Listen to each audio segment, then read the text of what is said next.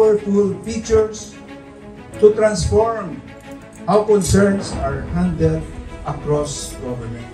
This system is addressed not only to the big businessmen, but to the ordinary citizen of this country, the ordinary Juan and Mana de la Cruz, who are working hard to make ends meet.